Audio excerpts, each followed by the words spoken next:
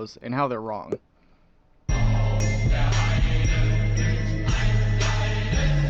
I hear this one all the time, that if the Germans had just driven onto Moscow and taken it, the Russians would have capitulated. But it is rarely backed up with evidence as to why. Even in the memoirs of German generals after the war, they constantly mention that the drive to Moscow would have meant victory in the East. And I think the reason for this is that they model the Russian campaign after the French campaign. In the French campaign in 1940, the French surrender once Paris is cut off from its forces and looks like it's about to fall. Using this model, a lot of people think that the exact same would apply to Russia. The only problem with this is Russia is a whole different animal, both politically and geographically.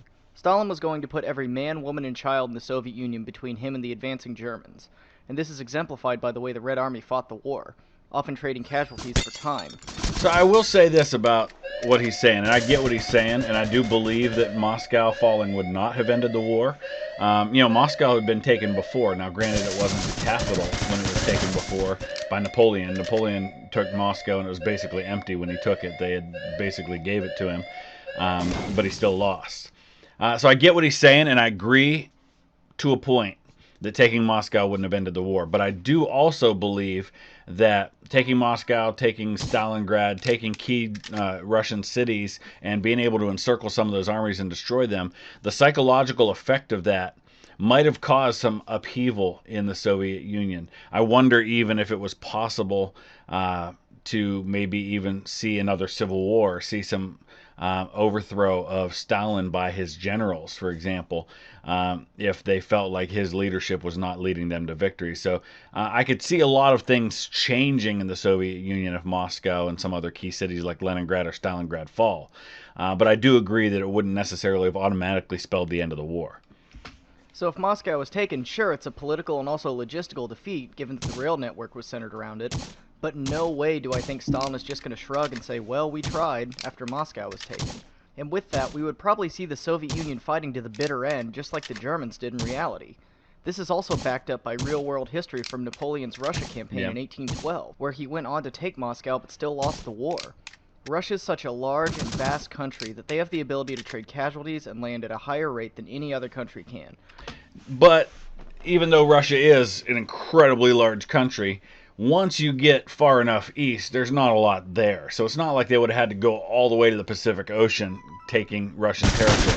And I agree with him. Stalin would have fought to the bitter end, but my question is, would Stalin have still been the one making those decisions if it got to that point? So, yeah, I would agree with him overall on his point about this, but this does cause a lot of what-if questions for me. And therefore, the normal rules of war, such as taking the capital and ensuring victory, do not apply. Are they not seeing this? Another commonly heard point is that Hitler made terrible decisions and he should have just listened to his generals. Now, I'm not here to defend Adolf Hitler, he's a crazy genocidal maniac, let's not make two ways about it, but this isn't always the case. For example, Hitler and the High Command were all in agreement on invading Russia. They all very much wanted to, in their eyes, destroy communism and save Germany, as Hitler laid out in his book. I agree with that, and maybe somebody can correct me on this because my memory's failing me on this one. While the Russians were a target, and while the generals did generally agree on an invasion of Russia, of the Soviet Union, I don't know that they all agreed on the timing of it happening when it did. I don't think they wanted to do it when Hitler decided to do it. I could be wrong about that. Somebody correct me. But once this effort was undertaken, Hitler and his generals began to disagree at times on what moves needed to be made. And once the war is over, many generals in their memoirs begin to claim that Hitler made all the bad decisions, and that if he had just listened to them, the war would have been won. And one example of this I already hinted at in the former point. Hitler's generals were convinced that taking Moscow would end the war for many erroneous reasons I listed previously. For Hitler, Moscow was a general direction in which to head, but was not the final objective. For him, the resources in the Ukraine and the oil fields beyond were a much more important target. And given Germany's oil shortages, this is a good example of where Hitler was right in his... So I want to stop for a second, and this is just a general thing, and everybody does this. Why do people call it the Ukraine? I don't think that that's really how it's supposed to be referred to. It's just Ukraine, right? I mean, why do we say the Ukraine?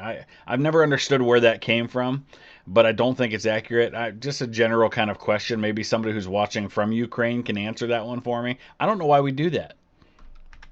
important target. And given Germany's oil shortages, this is a good example of where Hitler was right and his generals were wrong. And actually, a lot of Hitler's so-called mistakes start to make a whole lot more sense once you put it into the context of Germany's fuel shortages.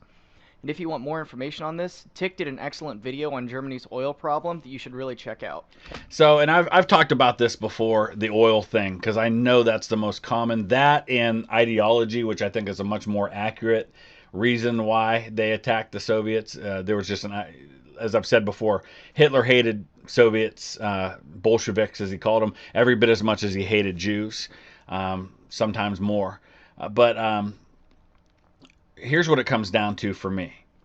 He never took those oil fields that he was after in the Caucasus. There were Romanian oil fields as well that were much easier to take. He never took those oil fields that everybody always talks about when it comes to the invasion of the Soviet Union.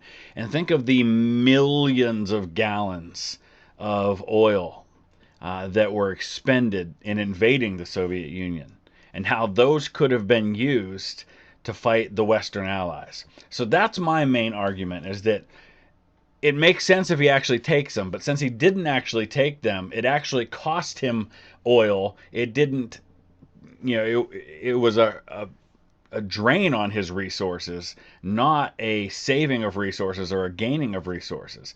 He could have used all the oil that he spent trying to get that oil, and he was already trading with the Soviet Union. There was actually a trade policy in place. The only thing was Hitler didn't want to have to pay for it when he could just take it. So that's what it really came down to. I'm not saying he didn't want, and that wasn't an objective and a reason for it. I'm just saying that in hindsight, it didn't make sense.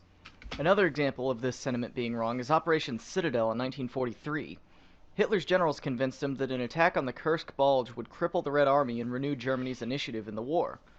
Hitler saw this plan as very flawed, though, famously saying, "Every time I think about Operation Citadel, my stomach turns over." And seeing how poorly this turned out for the Germans, his premonition was eerily correct. Now, if this was the caricature of Hitler always overriding his generals that is commonly seen, Citadel would have been called off before it was launched. Now, these are just two quick examples, and yes, there are times, especially later in the war, where Hitler overrules his generals with poor decisions. The Battle of the Bulge comes to mind. But early in the war, when these decisions really count, Hitler is many times making the right decisions when overruling his generals, or going along with them in agreement of a common goal. So, yeah, but the big one that sticks out in my mind is not allowing them to retreat from Stalingrad when it was clearly lost, and the generals that were there knew that, forcing them to fight on and completely losing that army. That one sticks out in my mind quite a bit, where Hitler completely bungled the whole thing. So Hitler should have just listened to his generals and he would have won the war is a moot point. I wouldn't go that because far. Many times he did, and his generals were wrong, and many times he didn't, and he turned out to be right. It's all Adolf Hitler, Adolf Hitler, Adolf Hitler. So yeah, I would agree with him on that one. I don't think that Hitler overruling his generals changes the outcome of the war. But I do think that he severely hurt their cause many times with some of the decisions he made. This is actually a point I used to subscribe to.